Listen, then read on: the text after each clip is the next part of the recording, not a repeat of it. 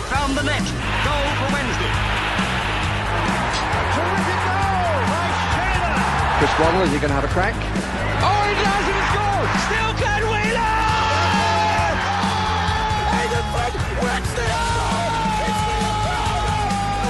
Is there time for a winner?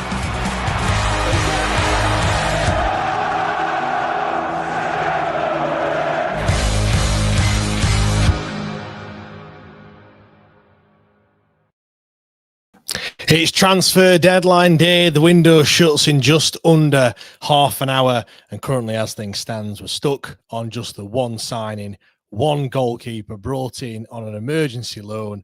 We've seen 12 players go in the opposite direction. We've just got 12 fit first-team players as it currently stands. Hello and welcome to Wednesday WTID podcast. I'm James Mappin. This is a transfer deadline day live. Not going to lie, did not think I'd be doing anything today. I thought that it was just going to be a normal Monday, as deadline day normally is if you're a Sheffield Wednesday fan. I didn't think there were going to be any news both in or out. Then we had some reports. It was yesterday that we had bids rejected for Charles and Cadamarteri. Then we had a flurry of news about some incomings as well that over the course of today. Jaden Heskey of Man City, Harry Amass of Man United, and I'll just call him Redmond, can't pronounce his first name, of Aston Villa. Now, looks like none of those are going to be happening. Despite Harry Amass being in Sheffield and watching the under-21s earlier today, because the EFL, they've put a stop to any incomings coming into the football club, even though all those signings were reported to be loan signings with no loan fee, no contribution to wages, nothing like that. But the EFL have obviously stopped all of that. Obviously, what do you make to it all? What do you make to the whole situation that we find ourselves in?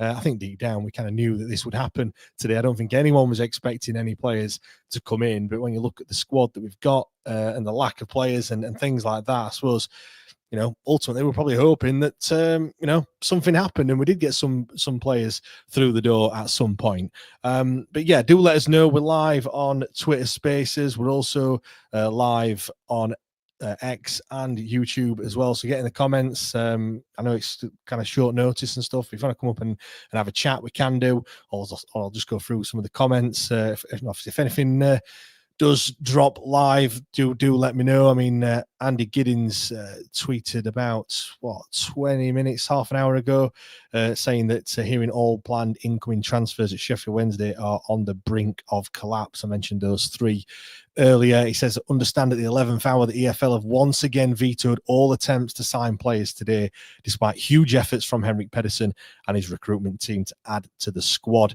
Lined up with Man United's Amass and Man City's Heskey. There was also the possibility of at least two other players from Premier League clubs. Obviously, I mentioned some of those just a second ago. Sources say that Pedersen's pitchers were instrumental in getting any deals over the line, despite the fact that the Owls will be unable to contribute a penny to any player wages due to the EFL stance. And he also finishes off by saying this now ain't going to change until the chairman's Chansiri commits to satisfying the EFL's questions regarding his funding of the football club. I think the EFL have said, again unconfirmed, but he's got to deposit 12 months of funding into the club's bank account and show proof as well for us to make any sort of signings. That's never going to happen, is he? Hasn't got a pot to piss in at the moment. So this is what we're stuck with. Let's come and read some of the comments that are in here.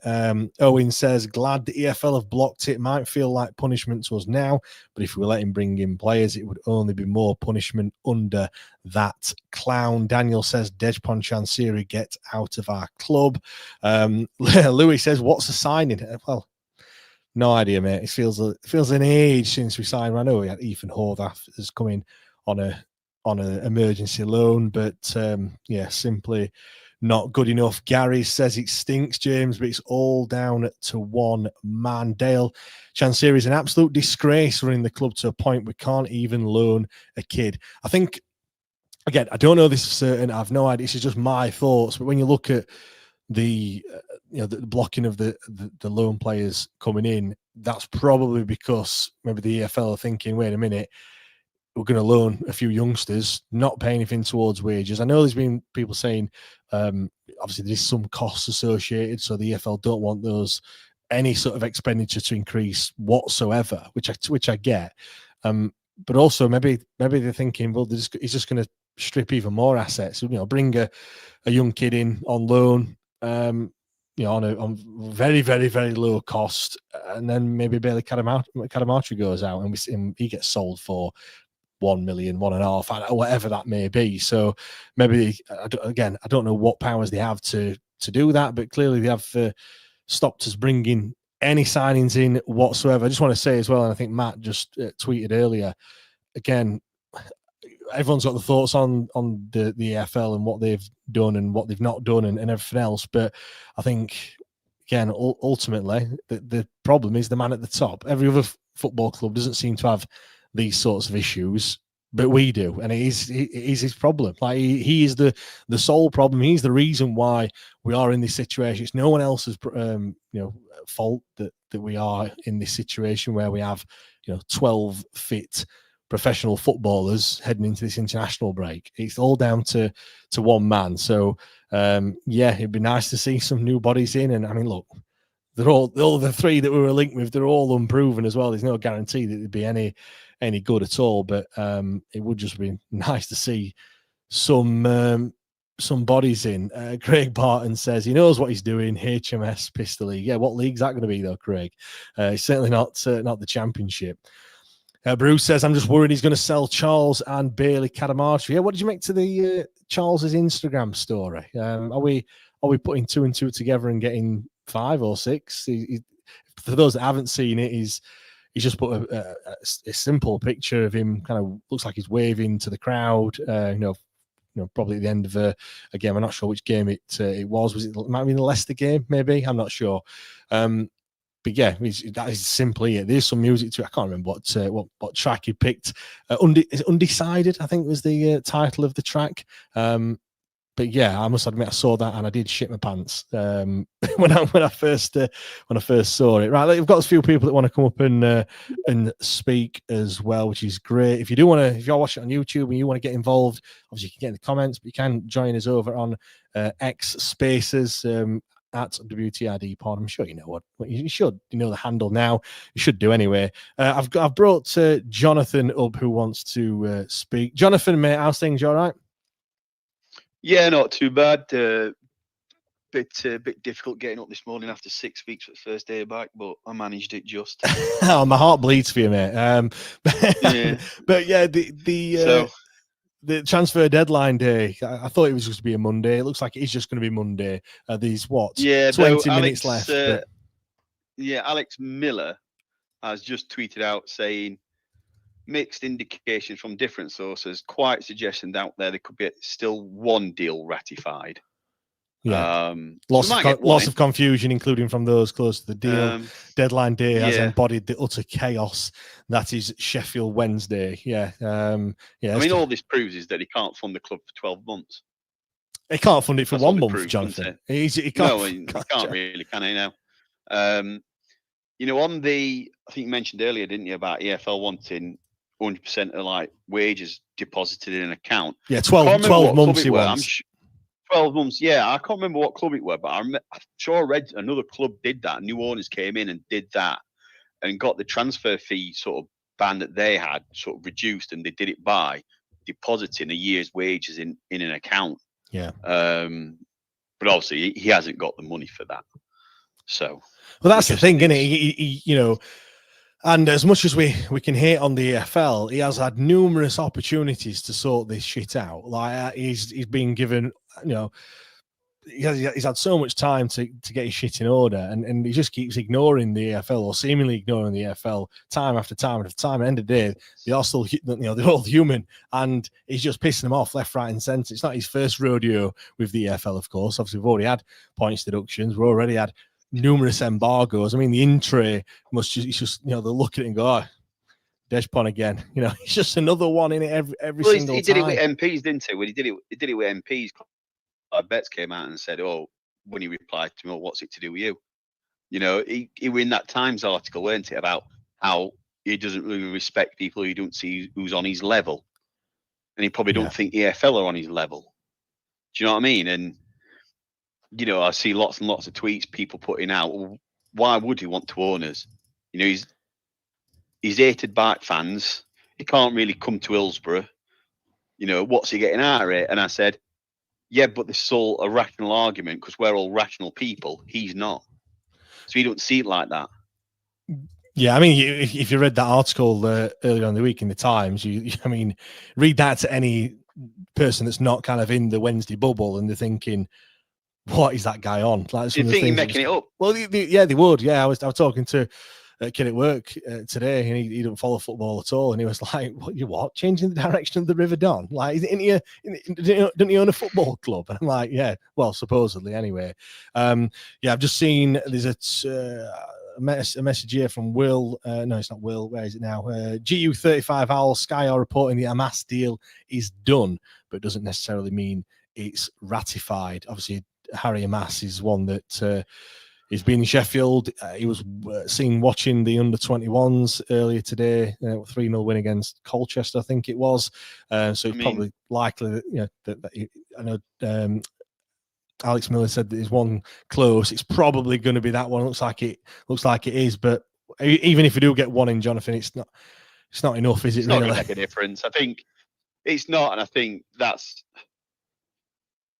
like I've been a season ticket holder now for 20 years, and my view has always been I go with my dad. Like, why should I give it up because of one man? But you got at Stoke game, I thought we were completely outclassed. Swansea game. You know, first half, all right. Second half, thought we're outclassed. And I think it's quite demoralising because you realise players are giving everything, but we're just not good enough. And it's not like we're getting closely beaten and we might have a chance. It just looks like even against teams that might, you know, be bang average this season, like a Swansea, you expect Stoke to probably, usually most seasons they're like bang average, and we're getting well beaten. And I can't see anything other than finishing bottom at league. Yeah. And it's all like writings on wall, and it's like it's getting quite. What's point?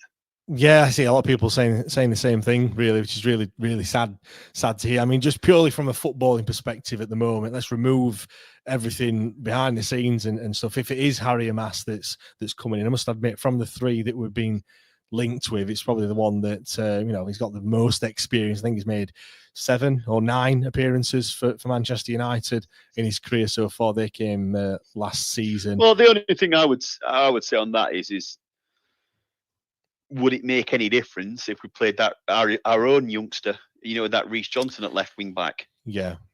I mean, you know, at least then, because the way I look at it, if he's still here in a year's time, 2 years' time, we could easily be looking at League Two for the first time in our history. And I think the only chance we've got of not going to League Two if he's still here is that hopefully our youngsters develop and we become a mid-table League One club. Yeah, I'll come on to that in a second. Because I feel if this is the player that's coming in, it's clearly looking like, obviously, Deshaun Bernardi's out for a while, a long time, what Henrik said at the weekend.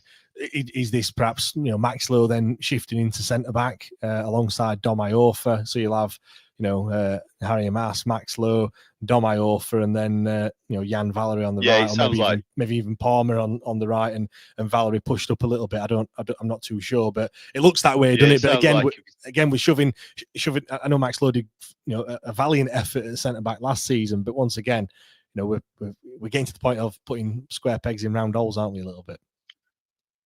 Yeah, I think if that Amass came in, I think he'll play back three with wing backs and he'll play left wing back. And then, you know, it's like at weekend it were Ugbo, Jamal Lowe, and that's kind of the only change you can do. Because unless he goes to a back, I can't see him playing a back four with so few options, especially in central midfield. You've only really got Bannon and Ingleson. So I can't see him going to a 3 in midfield unless you put McNeil in there, but then that'd have to be Kabatskit at right, Jamal Lowe down left, and probably Cadamarteri down middle. Yeah.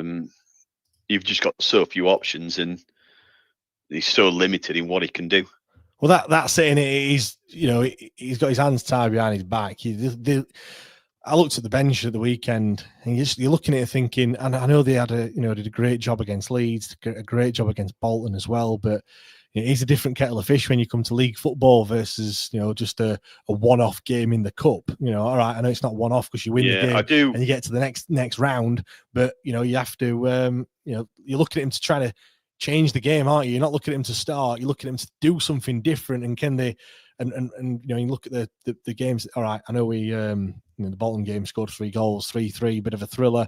Leeds won, he was hung on and then nicked a goal, and again holding on for dear life until the end. But it's difficult when you look at him thinking to try and there's no game changes. Is what is the point I'm trying to make? And that's no slight on the young kids. It's just that's the I think if we've got injuries, I think with young kids, I think if we've got an injury, one or two of them could probably come in and do a job. I don't expect any of them, like you said, to come off at bench and grab us a goal, if we need one. But I think, a couple of them starting, like, maybe, is it Weaver maybe coming in at centre back in the back three? He could probably do a job for a few games, or, Thornton in midfield if we were playing alongside Bannon and Ingleson, that sort of situation. But, you're not going to make sort of 3 subs, bring them all on to go and change game and get us a goal. I listened to Pedersen after match on Saturday, and he's kind of like the spokesperson for the club, isn't he? He's the only person that you ever hear from, and he's quite diplomatic in his answers, and I suppose he's got to be, but I think even he's been like sold down river with Chansiri. He must have had some discussions about what would be possible. Yeah, none of it's come to fruition, has it? At all. Chansiri's a complete and I understand why he's took the job, because he's never really been a manager before, and for how badly as a club we've been managed, we're still a big club, and obviously opportunity for Pedersen to manage a club the size of Sheffield Wednesday. Yeah, he's still got that, and I can understand why he's done it.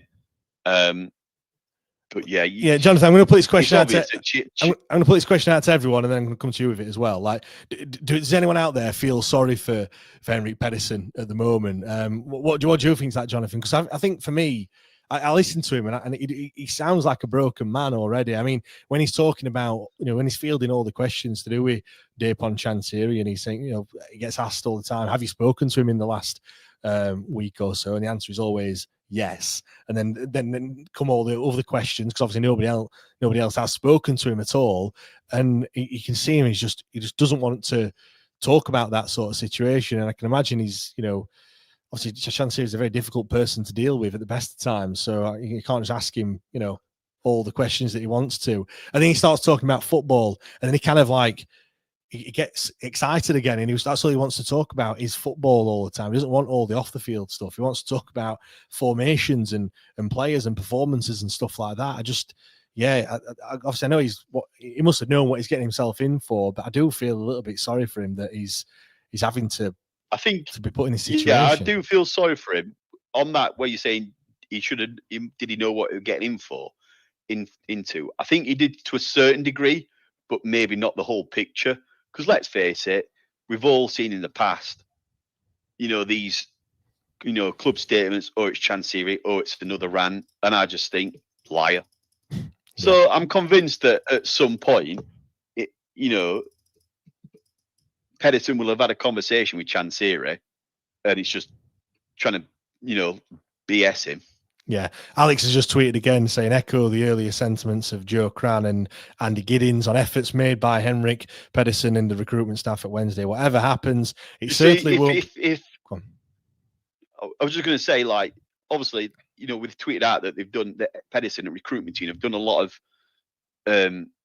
work behind the scenes and identified players and look what they can do.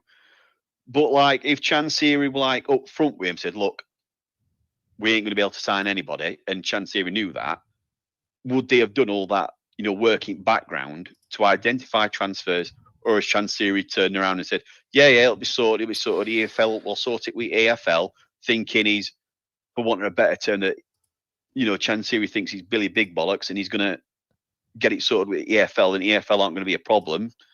And turns out EFL are, putting the foot down with him. That's the thing. You imagine sorting all these out, ringing people, whatever it takes to sort of transfer. I'm sure there's a lot of phone calls and everything else. Sorting it all out. Someone's even come over who's sat in Hillsborough Stadium watching the under-21s, and then to turn around and go, sorry, it's not happening. Yeah, because it's just embarrassing, isn't it? From a football club's perspective, he must feel embarrassed. A lot of time and effort.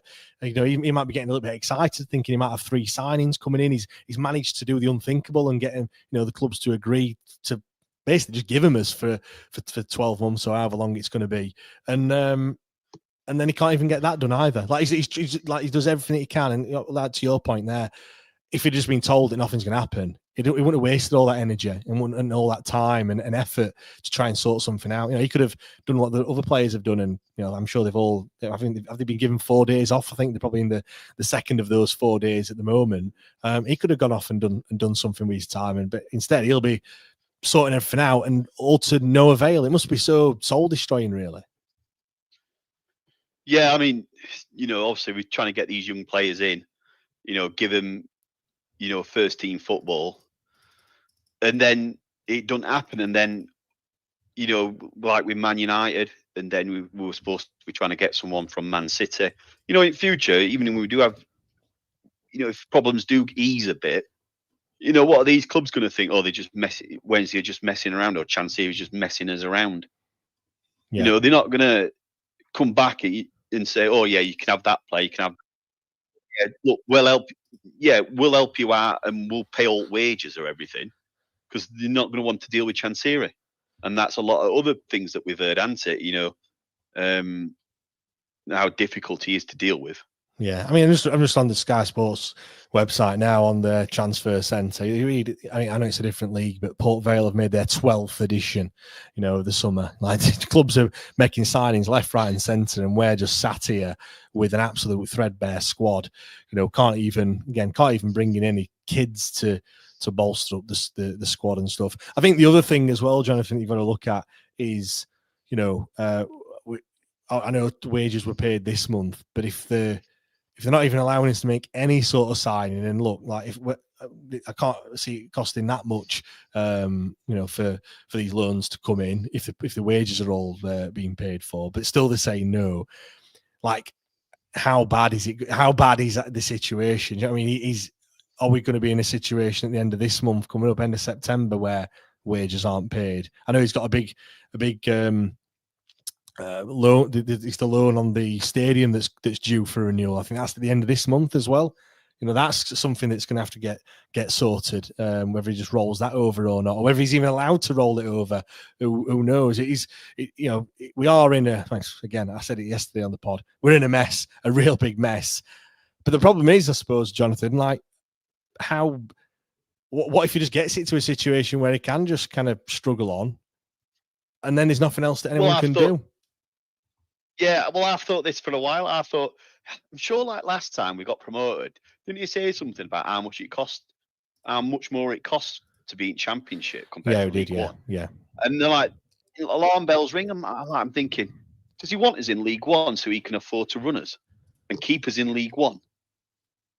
Yeah, he said that to me when I've referenced it quite a few times when I sat around a table with, I think it was 5-6 other people around that table and him, and this was after Darren Moore had left, so we just got promoted to the Championship, and he was saying there, yeah, you lose a lot more money. It costs a lot more money to run the club, and you lose more money in the Championship, and it's just like, well, it's almost like thinking, what are you doing? Like, what are you doing? Like, why?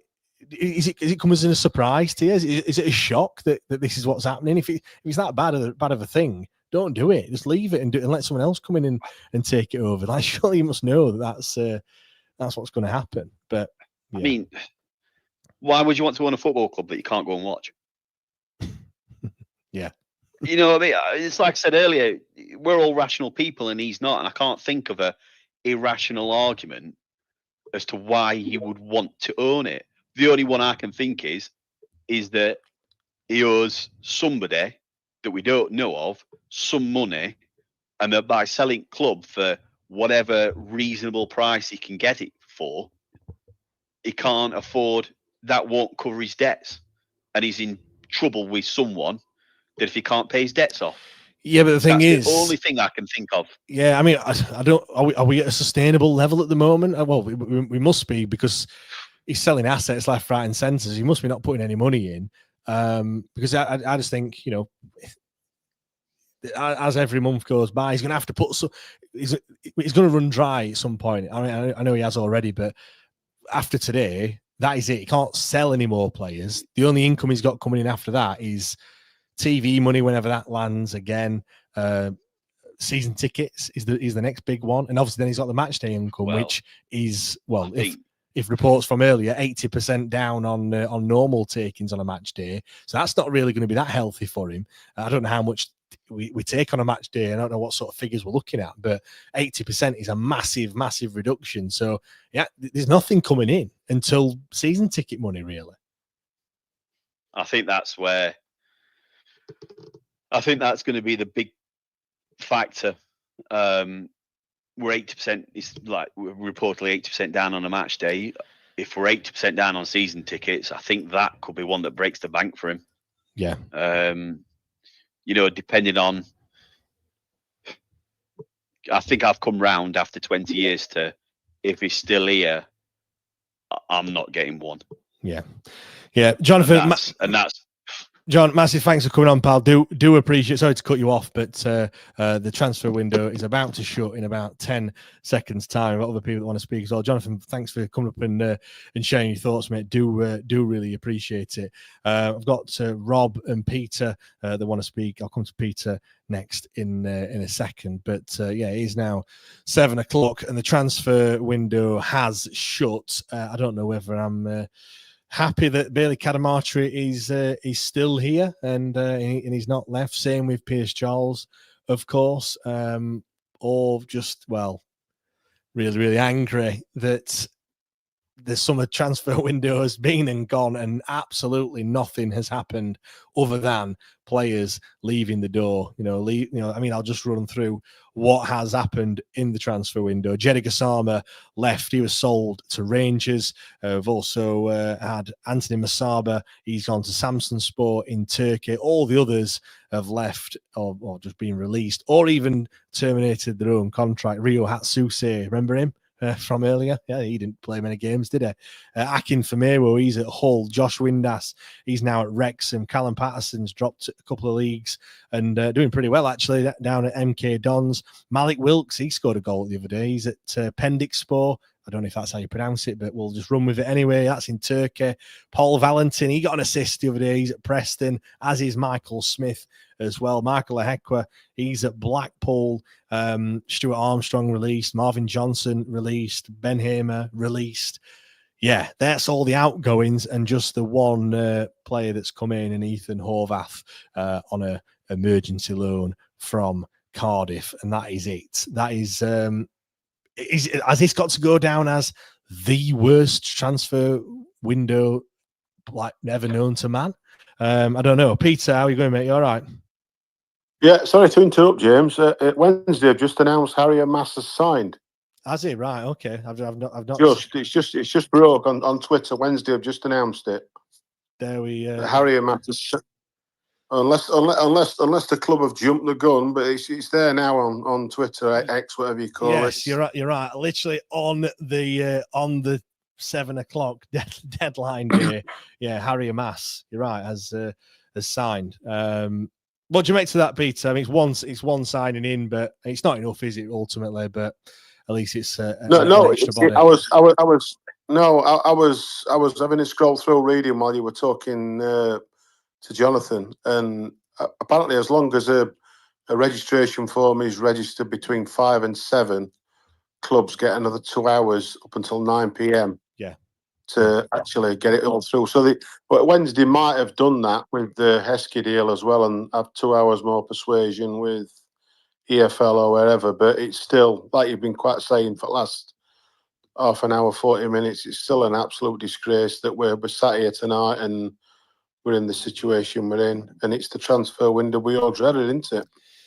Yeah, like I said, I mean, we've brought two players in, a left back now and a goalkeeper on an emergency loan, but it's still not enough. And I think before this, was it the transfer window where is it one in League One where we brought in? Oh, was it the centre back that we brought in? Oh, what's his name now? Forgot now. Is it Mansfield? It was at Mansfield. I think he's now at Walsall. Aidan Flint. Aidan Flint, that's the one. Yeah. Yeah. That was a really poor transfer window. A lot of promise and nothing happened at all. That was obviously under Darren Moore.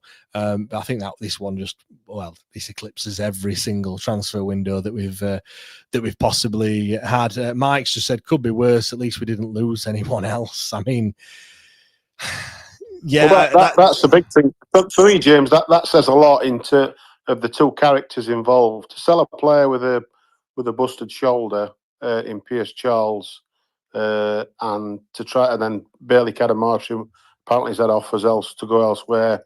I think that says a lot about them as characters as well as Wednesday fans, because that's what they both undoubtedly are. They both come from Wednesday families. And it says a lot for us as a club and as a community. And maybe by the EFL doing what they're doing, the long term gain of getting him out of the club is a little step closer tonight. And maybe the next few weeks will prove that. We've just got to hope and pray that it comes sooner rather than later. Yeah, I mean, just for those that don't know who Harry Amass is, he's obviously come from Manchester United, and just looking at his numbers and things, he's been at Man United for since 2023 when he joined from the Watford Academy. He has made some senior appearances, 7 in total, which came last season, 5 in the Premier League and 2 in the Europa League as well. I think he started a couple of games, started 4 in the Premier League, and he started both in the Europa League as well, I do believe. Left back, he's played the vast majority of his games at left back. Obviously not a massive sample size. Obviously that includes his games in the Premier League 2, which he plays in the all for the under 21s. Can play in left midfield. He's played there a handful of times. 8 assists from left back. Don't know where they've come from, whether he's a set piece specialist or not, or anything like that. But yeah, he has got Premier League experience. I mean, incidentally, they did lose all the games that he played, but we'll just gloss over that. That's not a huge problem, is it really? But I suppose, Peter, it's just another body in it, really. And as I mentioned earlier, of the 3 that we had been linked with, he has played in the Premier League, so you'd like to think he has got something about him, and hopefully, fingers crossed, he can be a help to us this season. I can't imagine him coming in and not playing. If we're not paying anything towards his wages or anything like that, I'm sure baked into his contract will be he has to play every single game if fit. And you'd expect that with the players we've got available, or defensive minded players. He also didn't go, because Wednesday's been chasing him for quite some time. He was deliberately left out of the Man United tour to America because of that. So Wednesday have fancied him for quite some time. It's not just a random pull out of a hat. Wednesday have had him on the radar for quite some time. So it's it's a tiny bit of good news in what is a complete and utter shit show of a summer, late summer, or early autumn. It's it is what it is now. We can only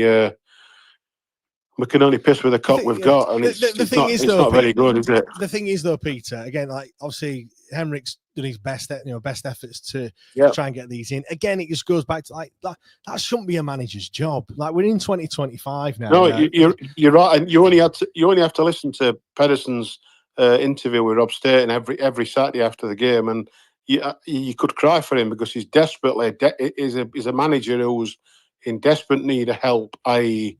coaching, an extra pair of ears, an extra pair of eyes, just general assistance. and he can't get it because we've got a chairman who's totally incompetent, who doesn't know how to run a business, and every decision he makes turns rotten on us, and that's what we've had for the last 10 years. And I'm sure when Rob comes on in a bit, Rob will tell you the same. It's been nothing but, and it's not. You can't have 10 years of bad luck. Every dog has his day, and we've just picked the worst of the worst in our chairman, and there's got to be something somewhere where us as fans have got to, the penny has finally got to drop and say, right, we really have got to do something to get rid of him. Yeah, I'll just read a few more comments out. Peter George says he's good mates with Charlie McNeil as well, which that will obviously definitely help. Yeah. Mike says all I know is he's decent on Football Manager. So there we go. Then that says it all. And Steve BDI Smith says he's played in the Premier League. Darren Potter played in the Champions League and he was shite. So I can't disagree with you on that one. But you know what? When you've got nothing else to go on, then you have to just look at where he has played and things like that. Tom said if you watch him, he plays like Luke Shaw, exact same running style. Struggled with the physicality of men's football. Well, he's going to be thrust into it, isn't he? Come a week on Saturday when we take on Bristol City, as I mentioned, I'm sure he'll go straight into the squad. Pete, there's parts of me, I've tried to be a little bit positive and things. It's a signing through the door. Got to be. But I'm really struggling. I'm really struggling to get any positivity at all. Really, it's just how low that bar has been set, and I think Dejphon Chansiri has just got us into submission, and he really from a fan base perspective. And I always go back to the Stockholm syndrome, and I think that's what it's like. We get excited of one signing, an 18-year-old from Manchester United that's come on a loan, and we're not paying a penny for him at all. They've literally felt sorry for us, Man United, and gone, here you go, you can have him. He might do something for you. And then that's it. It's not. It's just simply not good enough, really. And is your Peter? Is your worry that he's just going to struggle on, and then the independent regulator can't do anything? I think that is going to be the case, and the crisis will be the loan repayment at the end of the month, and HMRC and wages again, and and that's a big chunk of money to find. Maybe we are getting a bit nearer to the end of the thing, but until then, as fans, I mean, I've put a plea in the next issue of the fanzine. We need to stop this infighting and try and stay together as a group of fans. And as Steve Bracknell says, together as one, we'll beat him. No matter what anybody else might think, that he's got the upper hand tonight. He's had the upper hand for the last 2 or 3 months supposedly. And he's dragged us all into the gutter, or he's tried to. But I don't think he realises the strength of the local community, of what we are as a group of fans, and how resilient we are. Yes, on Saturday there was only 17,000, but 19,000. But and I'm sure there might even be less against Bristol City because they won't bring that many. Yeah. Just Peter, just on the Amass loan as well. I'm having conflicting reports. There's someone in the chat saying it's only till January. Joe tweeted 5 minutes ago saying it's a season-long loan until the end of this season. I hope it is until the end of the season. Well, just because it's an extra body in it, really. If it's only till January, we're just delaying the inevitable and just kicking the can. Well, I suppose we are just kicking the can down the road, but apparently it is a season-long loan. I can't see Man United letting him come for 3 months because they want him to get game time, don't they? Because he ain't going to get no experience in the Premier League with their sort of setup they've got and the players he's got in front of him. That's why they want him out there and get him some game time and experience under his belt. That's the other thing. Craig says we are a great place to for clubs to send players to. Players are guaranteed game time. Bertie does go and say we'll destroy them mentally, though. That is the thing, in it. How many defeats can they take? Let's spin that around. Let's spin it around, James, and say it'll build a character as well. Because if they can play in these circumstances, they can play in any circumstance in the world. Yeah, you're right. You're right, but I think that takes a strong player mentally to do that. There'll be times where they're perhaps questioning themselves. Do you know what I mean? Is it them that's not good enough and things when you are getting battered every single week? It hasn't happened yet. We haven't been battered.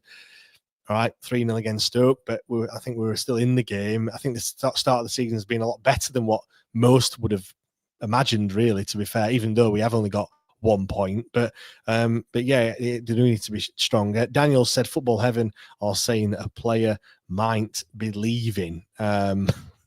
It's not over yet, Peter. It's not over yet. No. There could still be some bad the fat news. lady's gargling the water.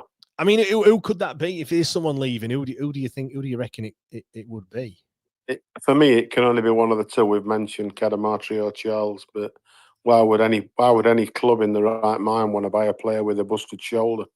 And then whatever they're doing, it's I don't know. I really don't know. It's the only thing on that is if it is for like a reported, £1 million, when you're looking at a Premier League club, that's a risk that you would take for $1 million. I know it's a lot. It sounds a lot for us, but for when world class goalkeepers are going for 40, 50 million, and obviously playing in the Premier League and doing all that sort of stuff, they'll lose.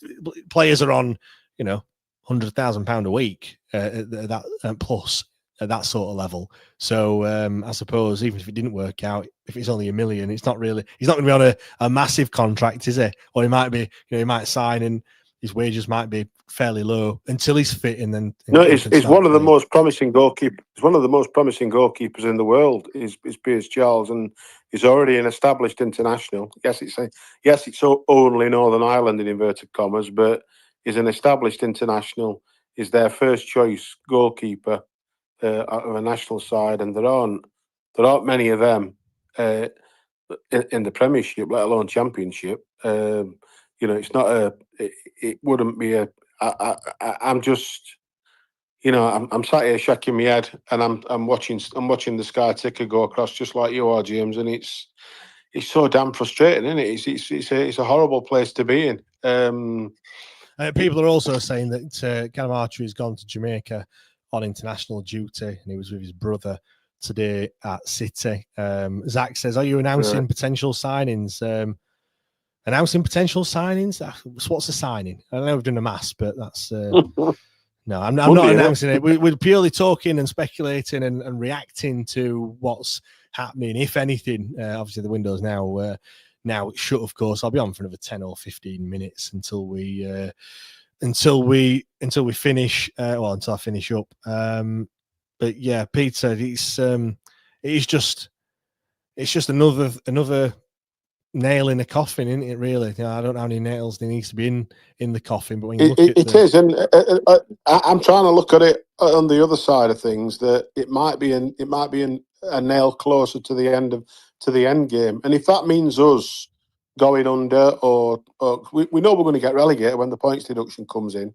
If that means it gets us near to the end game where Chansiri goes, then look at the bigger picture, and that's the only solace I can take out of this. It's another dark day in a lot of dark days in this club, and that's the only way you can look at it. And it's going to get a lot worse, as Mick McCarthy says in his meme, before it gets better. And you just talked about nobody's thumped us yet. Like we didn't the two bad at Wrexham. I didn't think Stoke were in a false position. They're not going to finish top at league. They'll finish nowhere near top at league. Wrexham looked awful. Yet they've spent $6.5 million on a half decent midfielder today. And you think to yourself, wow, they're really having. That's what good owners or speculative owners do in football. They know they're not going to make money at Wrexham. They're doing their nuts in. In terms of they're proper throwing the money away. You're throwing the money away like a man with no arms. You know what I mean? It's crazy. But anybody who's seen Wrexham and look at their squad, you think, what? They're nowhere near a Premiership team. Nowhere. They're not even a half decent Championship team. And we made them look. We made them look very ordinary. We are meagre squad. Yeah, I'm just going to read another comment out. Sure. Someone, where is it now? Can't. James, please explain why you think that we that we could sell anyone. I was purely reading the comment out from Football Heaven, or someone, apparently Football Heaven, has said that there might be someone leaving. And I suppose, I don't know if the EFL can block a sale of a player. Obviously, I know they blocked the sale and then a loan back because they didn't want any incomings coming in. But I don't know. Unless that's how the deal for Amass has been structured. The fact that a player going out will fund the monies for Amass, because there was the comment I saw Joe Cranner tweeted to clarify something earlier that the fact that Manchester United were funding all his wages was irrelevant. It's the fact of even whittling it down to his board and lodgings or wherever he was staying, his bonus structures. Wednesday had to demonstrate they could afford those as well and deposit those funds. So it wasn't. So maybe they're counteracting a sale against that. It's all guesswork. It's a minefield. That could well be. Yeah, it is. And again, there's more secrecy and confusion around the football club, even with this signing, because Joe's just tweeted just now. Interestingly, Manchester United have said that Amass has joined on loan for the 25-26 season, and then the club have said that it's on a temporary basis until January 2026. So he's trying to get some clarification on that. There is some words from Harry Amass on the club's website. He says he's very excited. He can't wait to get going. I'm just really happy that it's all happened. I think as a player, I would say I'm excited, confident, hardworking, and really ready for this challenge. One of my biggest strengths is that I believe in myself. I know what I'm capable of. My main goal is to perform week in, week out and show my consistency. I want to be exciting for the fans to watch. He just says, I had a good feeling instantly when I spoke to the manager. Got the feeling this will be the best place for me. The history of this place is massive. Look, he's got that word in already. So much love from myself. And that's why I chose here. And then, just going to talk about some of the experiences that he's had. He says, I want to get training, get in with the lads, meet everyone and get started right away. I can't wait to play. I want to walk out down the tunnel and get playing in front of everyone. So just the normal things that got the word massive in. So that's a big tick in my eyes, as always. Do you think they get told to say that? Is that just like a running, just a thing? Is that just a thing that they get? Yeah, they must do. You've got to say that you can say whatever you want as long as you say the word massive. As we're speaking, James, I'm looking at the Sky. Sky have got a piece on about Man United players, and there's 6 players at the top, and they're just like, there's Garnacho, there's Højlund, there's Rashford, Jaden Sancho, and they're just like they're excess players. So I mean that's how far we are away. I put a tweet out earlier. We're actually nearer to the National League than we are the Premier League. That's how sad it all is. That's how sad it all is. Yeah, when you look at the everything else, look at the squad and stuff like that. Yeah, it's really, really sad. Peter, thanks for coming on, pal. Do appreciate it as always. You're welcome, mate. Thank you. I've got Rob that's been patiently waiting. I didn't forget about him at all. Rob, mate, how's things? You all good? I'm all right, mate. You? Yes, it's. I got the yellow tie. I've not put it on because what's the point? It's just another Monday in it for us, really. Yeah. What can you say? We talk about endgame and Chansiri wanted to turn rivers, and after today, I wish he were face down that river going all the way. I'll be completely honest. It's just poison, isn't it? And then obviously there's that way. Whoever's going to leave, like we're all just sat here now waiting to see who that is. Yeah, who do you think it's going to be, if anyone? I think it's Charles. I think it's 2 and 2 together with a picture earlier. I think Charles is going. You wouldn't just everyone's tracking on transfer deadline day. You wouldn't just put that picture like that, would you? Like, do you know what I mean? It's not like why would you do it on a Monday? It's not like it's the end of most players. It's kind of stuff, on a Saturday kind of pre-game, and then all the pictures come out on a Saturday evening or a Sunday morning and stuff, and they post all the pictures from the match. Why on transfer deadline day, Monday, at what time was it? About 3:30, 4 o'clock or something, whatever it was. Why would you post that picture? It just seemed a bit odd, doesn't it, really?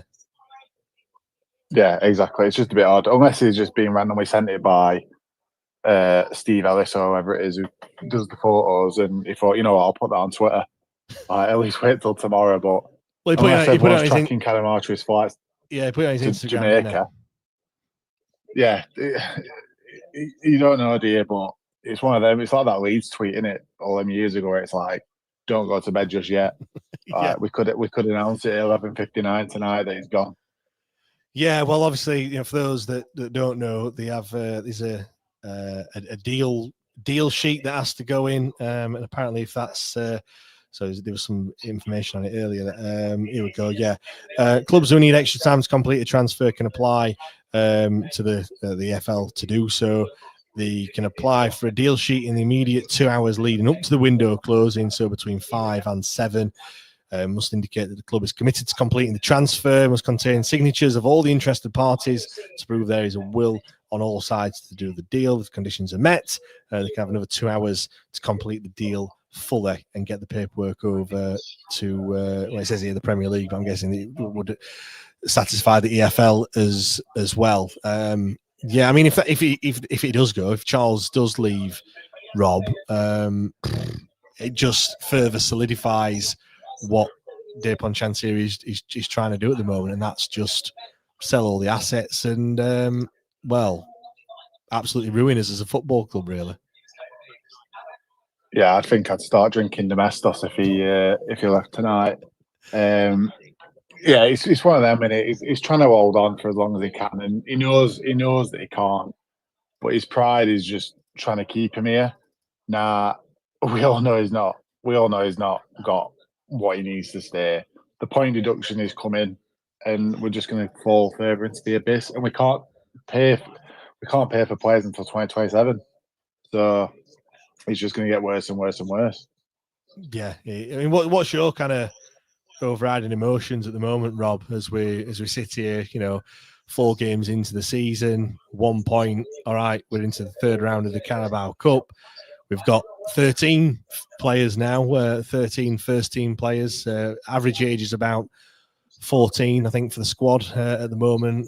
Well, if you add Barry Bannon to that, he'd just bump it up a little bit. But, you get the point. We're full of youngsters in the squad at the moment. What's your thoughts right now? I'll be completely honest. I am completely numb to it. I've got no emotion anymore, as probably many Wednesday fans do. I wake up at night every day and I'm like, what is it today? What's happening today? You get to the weekend and it's, we're going to lose today. And then you get up on a Monday and it's, he can't pay. He's not going to pay the staff, even though he's done it this month. Obviously, there's the loan at the end of this month. Yeah. Well, September.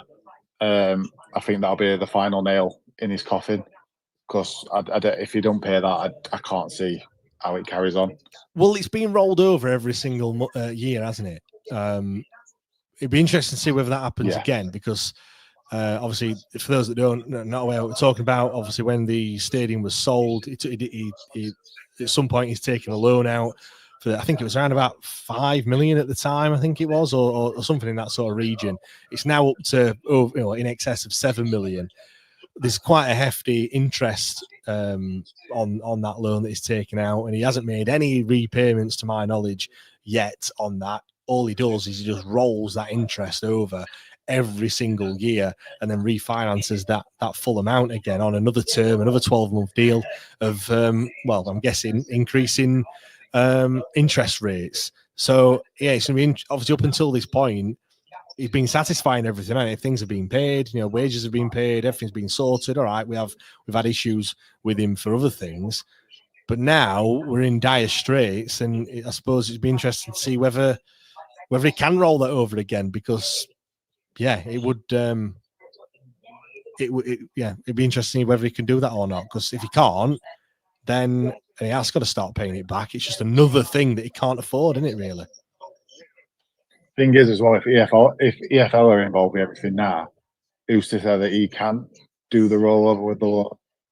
Like, you don't know what's around the corner. We could wake up next week and we could be administration because he's not paid for some sock tape, or he's not paid for lines to get painted on stadium. Like, you don't know what's coming. Yeah. And it's just a constant cycle of BS. Yeah. I mean, Rob, just kind of changing tack slightly, obviously protests and things. We heard that match day takings are down by around 80%. That was obviously for the Stoke game versus, just regular match days from seasons gone by. I was there on Saturday. There wasn't many people on the concourse at all. There was a few, but you're always going to get that. But compared to kind of normal match days, it was very, very, very quiet. There was a few people in the fan zone, but there wasn't many at all. People are clearly staying away from the kiosks and spending and choosing not to spend the money at Sheffield Wednesday, aren't they, Rob? Yeah, I think with results as well, and obviously winter coming up, I think it'll just get worse and worse. And obviously, people are going to go to football. Like, it's people's religion. People want to do it every week. But if you're seeing us get pumped by teams week on week, you're just going to think, what's the point? I'm going to do some Christmas shopping in October or something. Like, you'd rather go out with your missus than go and watch us get beat by Bristol City or whoever it is. Like, it'll just get worse and worse. And it's coming now. He's going to release a statement in the next few weeks, and he'll blame the fans for not putting the money behind club. And we've lost out on this because of you. We've lost out on this because of you. And then early bird season tickets will probably come out on Halloween, knowing him. Yeah, sorry, I'm just Joe's tweeted again. Obviously, I mentioned earlier we didn't know if it was going to be a season-long loan or a loan up until January. Well, it's been confirmed. It is only until January. So, that's just... See, what's point in that? Yeah. I just don't get why you'd only sign him short-term. Surely, if you're going to sign someone, you'd have him for the season. Maybe the EFL only allowed that, and maybe that was one of the things. Maybe I'm sure we did probably want him for a season, but the EFL have said, well, you can have him for what's that? September, October, November, December, and then probably depends on when he goes back. Whether that's would it be the first of January when he has to go back to Man United? We'll have to wait and see. Maybe we could then. Well, we don't know. It could be a decent player. We might want to keep him for longer. We'll have to see. But it again just shows you. Obviously, that's both the signings that we've made. Even Ethan Horvath, sorry, he's only here till January, and obviously now Harry Amass, just a short-term deal that we've got done. Rob, does it make you sick when you see all these other clubs spending money willy-nilly? Wrexham being one of them. I mean, I know they're worlds apart from us at the moment. I never thought I would say that at any point, in any time really, that Wrexham are worlds apart from us. But they're spending big money on some decent players. Ben Sheaf that they've signed early today, I think he was 8 million. I think he was. You see other clubs making 5, 6, 7 signings, and then we're just sat here, sat here at the bottom of the league, can't even sign anyone. It's a really sad state of affairs, isn't it? Really. Yeah, it makes me sick, to be honest. Like, you've got owners like Ryan Reynolds and Tom Brady at Birmingham, and they're spending millions like it's not going out of fashion. And every Wednesday fan sat here watching Loose Women, and this morning thinking, oh, what's going to happen?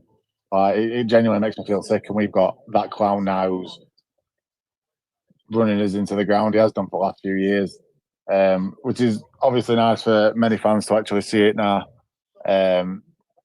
So yeah, roll on the next game, because I don't know if I get bombed 5-0. It's Bristol City after the international break at home, of course. Go on, what were you going to say? Yeah, and what's going to make me laugh is if Charles has gone and Horvath goes in January, then it's Stretcher Armstrong in there, isn't it?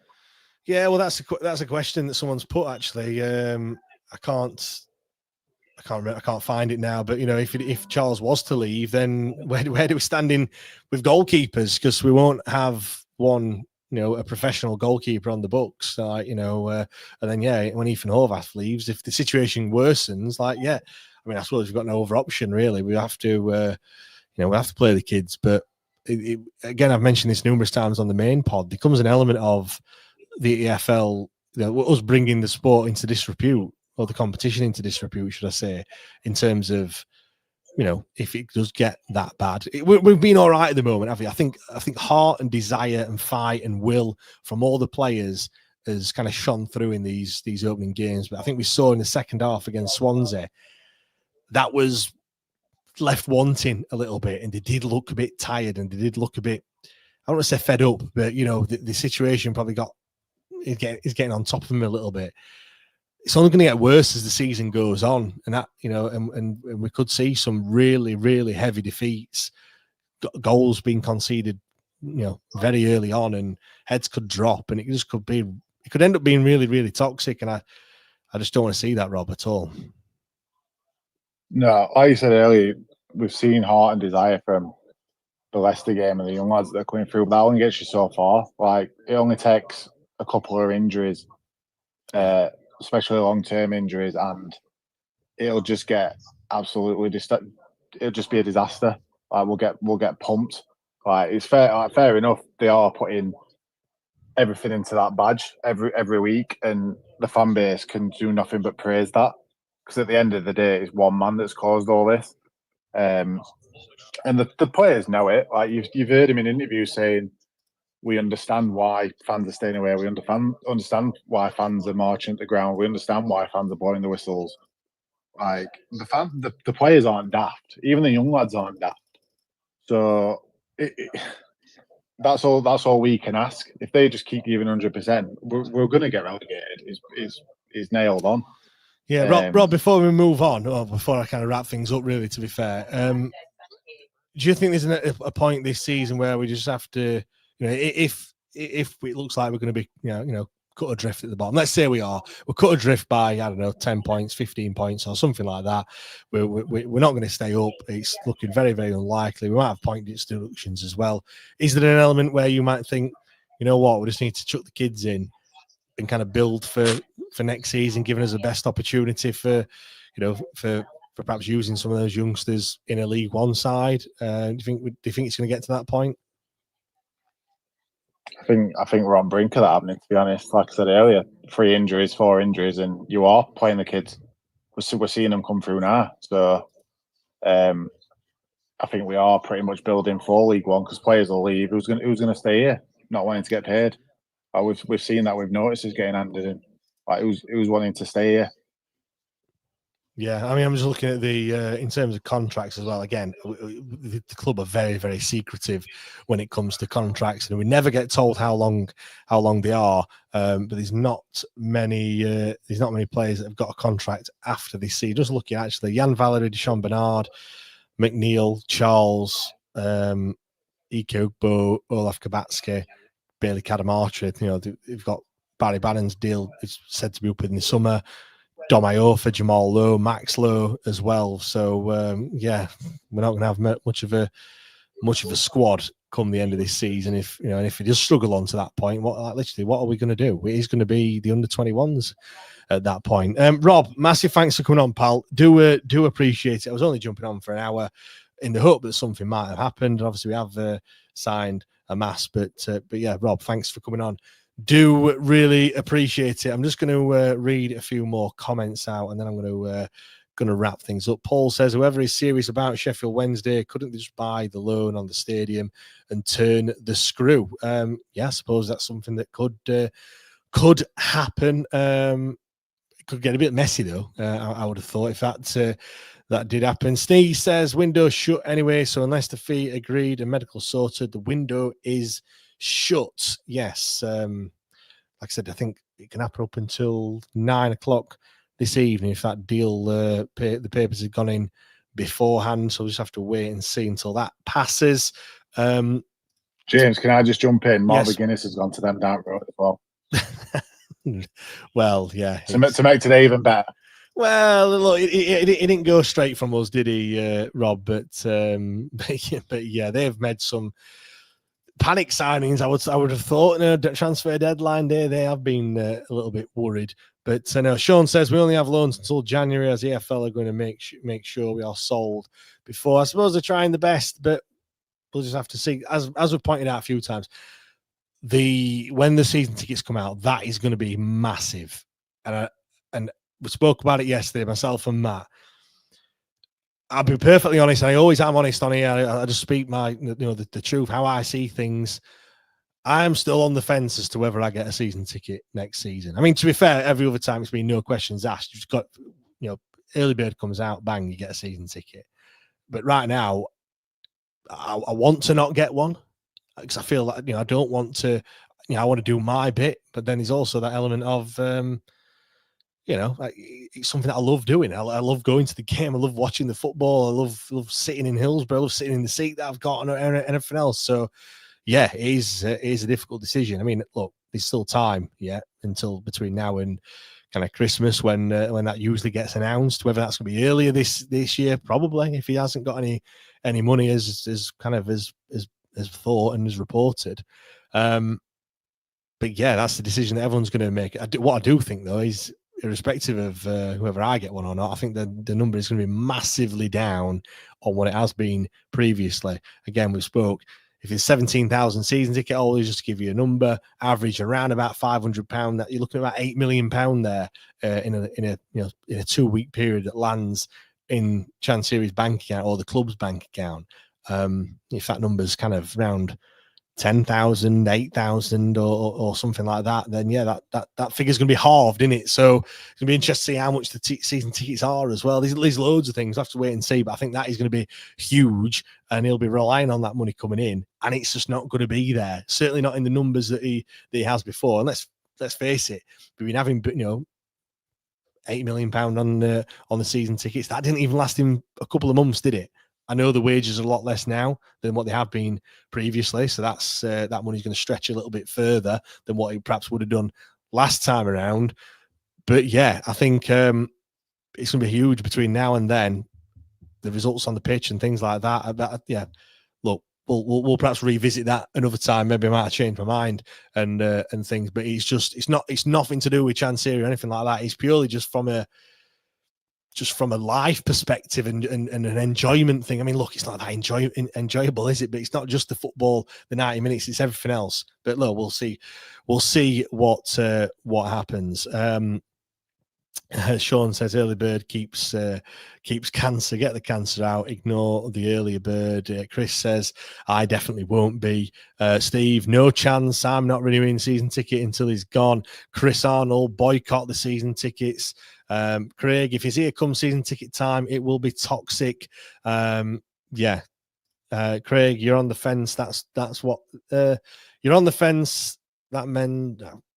That means when push comes to shove, you'll get one. I don't know, Craig. I honestly don't know. It's a lot easier to watch the football now than having to be there. And yeah, we'll just have to see. I am 50-50 at the moment. I'm not saying I'll definitely get one. But we'll just have to see. Jez, no renewal from me. Chris says, great podcast again, James. We're all Wednesday, aren't we? Yes, do agree with that. We're all Wednesday. We need to remember that we are all Wednesday. Let's not get on everyone's back. Everyone's wanting the best for the football club. We all want Chansiri out, 99.9%, I would say, pretty confidently now. But yeah, thanks everyone for joining. I know it was at very, very short notice this evening, so thanks for the it says 3,500 people have tuned in, which is great, across Twitter and also on YouTube. If you're watching on YouTube and you're not already subscribed, please do so. We'll be back. I think we're back tomorrow. Actually, we're going to be talking to Ian Bennett from the Sheffield Wednesday Supporters Trust. He wants to give a bit of an update as to things that are coming up on the horizon. Also, kind of answer a few questions that have been thrown the Trust's way in regards to just a bit of some misconception, I think, as well. So, stay tuned to the socials. It'll probably be around about 8 o'clock tomorrow evening when we'll be live with that one. We'll be back on Wednesday at the normal time again here. It seems like it's a daily occurrence, the Sheffield Wednesday podcast. So Wednesday at 8 o'clock with the debate show. Do join us. Do subscribe. Patreon.com/WTID pod is where you need to go for all the extra episodes that we do, and also your little fancy wallpaper that you'll have seen, the black and gold kit wallpaper. If you want one to be personalized, you can get one of their free members can get one of those. So check that one out as well. Thanks very much, everyone. I'll see you all tomorrow evening.